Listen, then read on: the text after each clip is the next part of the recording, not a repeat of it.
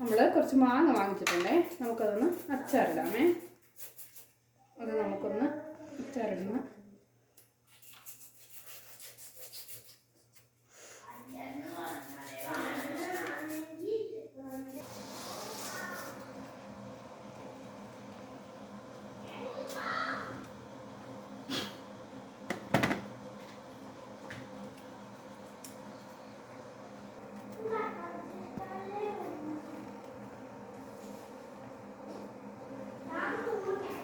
അപ്പം നമ്മൾ മാങ്ങയെല്ലാം ചെത്തി എടുത്തിട്ടുണ്ടെങ്കിൽ നമുക്കിതൊന്ന് അരിയണേ.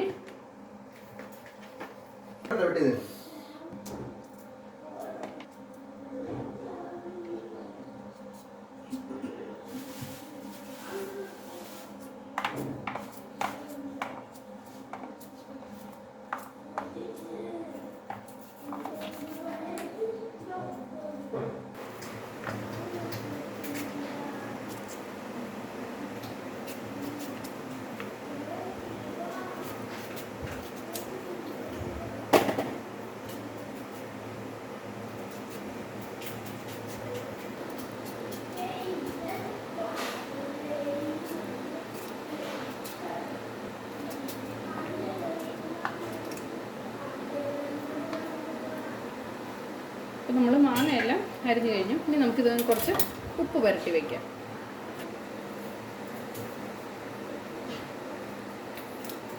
നമുക്ക് കുറച്ച് ഉപ്പ് പുരട്ടിയിട്ട് നല്ലതായിട്ട് കുറച്ച് നേരം മാറ്റി വയ്ക്കാം. അപ്പോൾ അധികം പുളിയൊക്കെ ഉണ്ടെങ്കിൽ ഒന്ന് മാറിക്കോളും. കുറച്ച് നേരം ഒന്ന് അടച്ചു വയ്ക്കാം.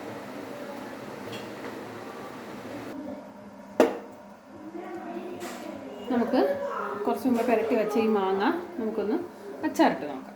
അപ്പോൾ തട്ടിക്കൂട്ട് അച്ചാറേ.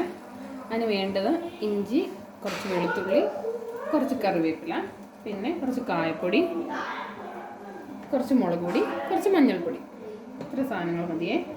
നമുക്ക് ആദ്യം കുറച്ച് എണ്ണ ഒഴിക്കാം.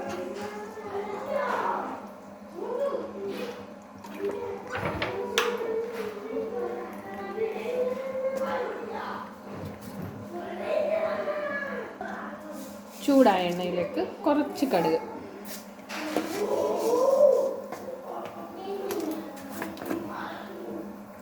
കടുക് ഒന്ന് പൊട്ടി വരുമ്പോഴത്തേക്കിന് കുറച്ച് ഉലുവാപ്പൊടി,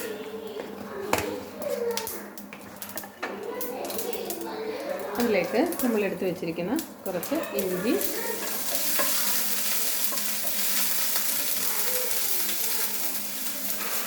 വെളുത്തുള്ളി,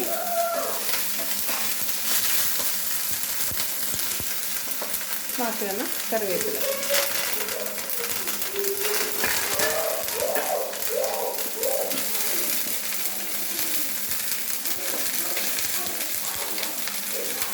ജസ്റ്റ് ഒന്ന് മൂത്ത് വരുമ്പോഴത്തേക്കിന് നമുക്കതിലേക്ക് പൊടി ഐറ്റംസ് ഇട്ട് കൊടുക്കാം.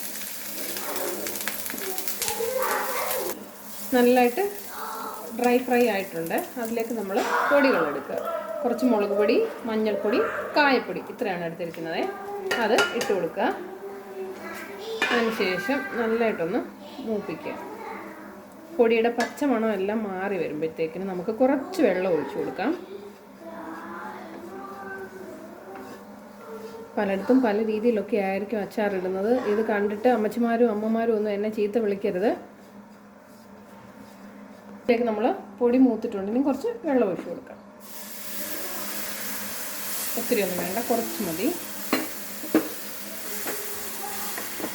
നമ്മളിതിൽ എക്സ്ട്രാ ഉപ്പൊന്നും ഇടണ്ട. കാര്യം നമ്മൾ മാങ്ങയ്ക്ക് ഉപ്പ് ചേർത്തിട്ടുണ്ട്, പുരട്ടി വെച്ചിട്ടുണ്ട്. അപ്പോൾ അതിൽ കുറച്ചും കൂടെ വെള്ളം ഒഴിച്ചു കൊടുക്കാം.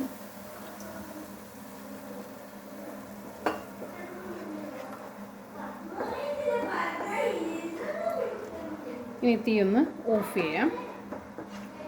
അതിനുശേഷം ചൂടായിരിക്കുന്ന ഈ അരപ്പിലോട്ട് മാങ്ങ ഇട്ട് കൊടുക്കും.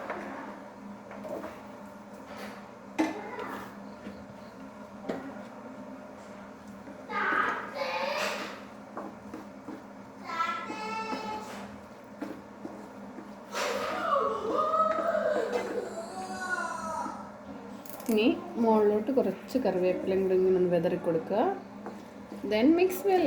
നമ്മുടെ കടുകുമാങ്ങ അച്ചാർ റെഡി ആയിട്ടുണ്ടേ.